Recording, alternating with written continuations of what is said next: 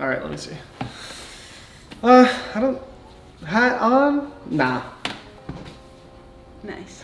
How are we gonna actually start this one? I know.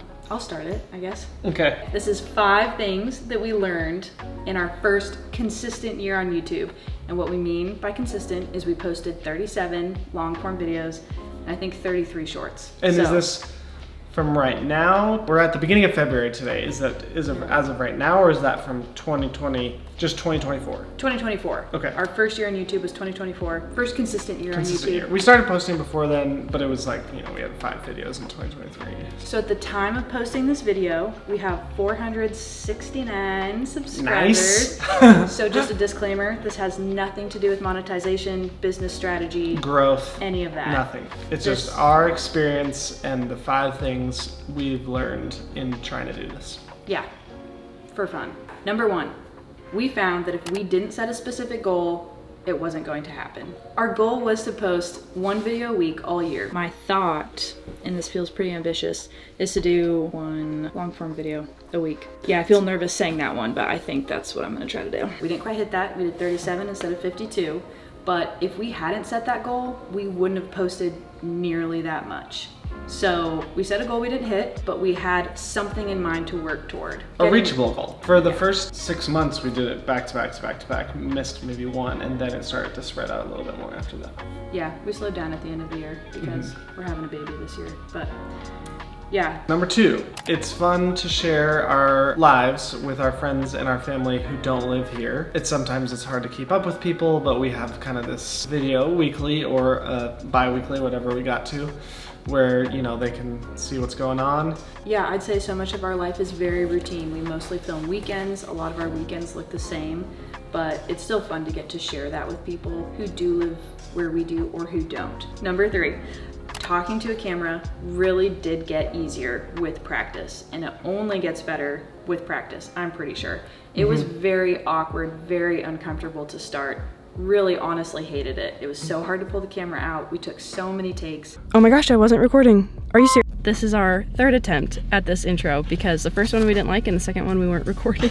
It's hard to start these videos off. But it's hard. I'm just having a hard time talking to the camera right now. Tyler is at work. Welcome to let's start over.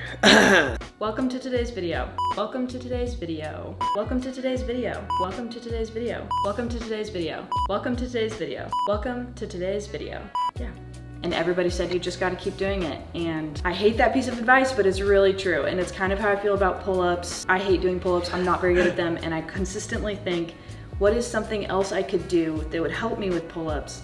But just doing the pull-ups is what helps me get better. So just talking to the camera was so important. It really did get easier. There was quite a long period where it sucked, but it got easier. Even when you have been consistently talking to the camera, getting better, and if you take like a several week-long break, then coming back to it after that, you're like, oh, I've forgotten. So it's like even the consistency between there makes it like, oh yeah, and then once you start again, you spend the whole weekend doing it, and then the next weekend, and you're like, okay, I'm back to good at talking to the camera.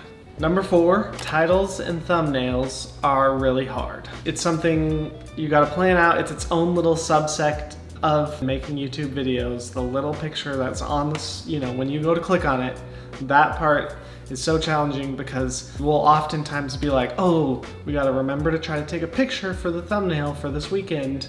And then we, of course, forget all the time. And so then we're like going in to find a screen grab that looks good enough to, you know, take a screenshot of it and then put it in Photoshop and put some words on it. If it's an average weekend, what's the name of this video? If you're going on a trip to somewhere, it's pretty easy to be like, trip to Hawaii. That's where we are right now. Well, if the video is more just a vlog about life, it's kind of hard to be like, well, what should we call this one? Some people would just make it up and make it really clickbaity, and we're not even good at that. Even when we try to do clickbait, it doesn't work. It's pretty challenging to get that title and thumbnail locked in. Getting the thumbnail, actually trying to remember to take a real thumbnail instead of get a screenshot.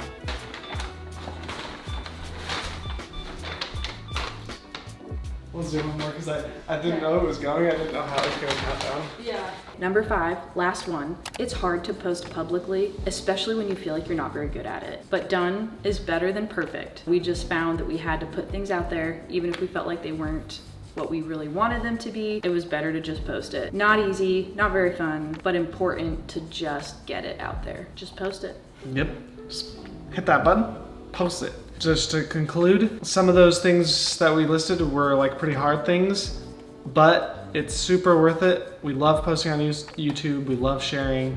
We're gonna keep doing it, even though it may be a little bit less this year with the baby. But yeah, it's just so fun to share our stories and weekends and things and stuff with you guys and our friends and everybody. It's a fun challenge. It's great to have a hobby that you actually like, even if it's kind of hard to do. Would recommend. It's like our digital photo video album. Capturing memories. I'm a big proponent of that. Thanks so much for being here, watching these videos, watching all our videos. If they're new here, welcome. Hopefully you stick around.